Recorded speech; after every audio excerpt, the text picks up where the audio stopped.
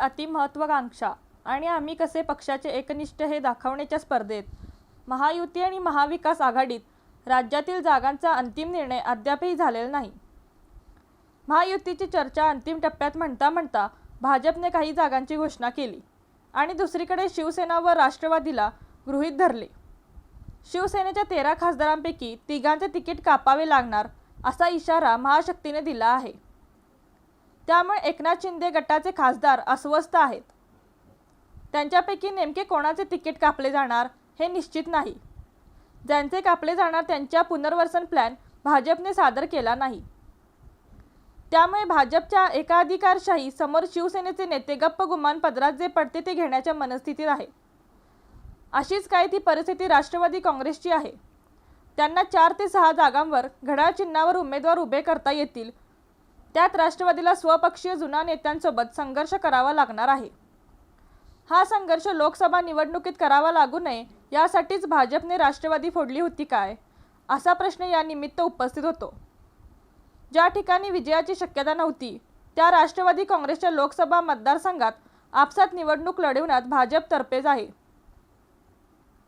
यासाठी राष्ट्रवादी काँग्रेसमधील फूट पथ्यावर पडली आणि शिवसेनेचे थेट खासदारच भाजपच्या गळाला लागले। त्यामुळे महाराष्ट्रात भाजपने मोठा भाऊ असे मिरवणे सुरू केले आहे। हे सर्व करताना भाजप त्यांच्यासाठी सोयीच्या सर्व जागा स्वतःच्या ताब्यात ठेवल्या। शिवसेनेच्या काही जागांवर दावा करत त्याही भाजप हस्तगत करणार आहे।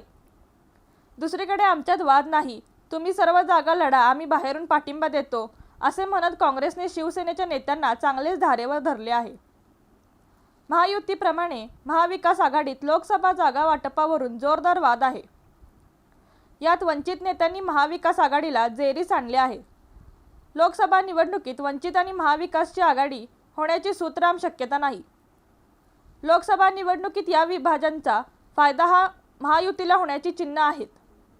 महाविकासच्या सोबत वंचित आल्यास मतांचे विभाजन टाळता येईल, पण तसे होण्याची शक्यता आंबेडकर यांच्या अस्थिर स्वभावामुळे शक्य नाही।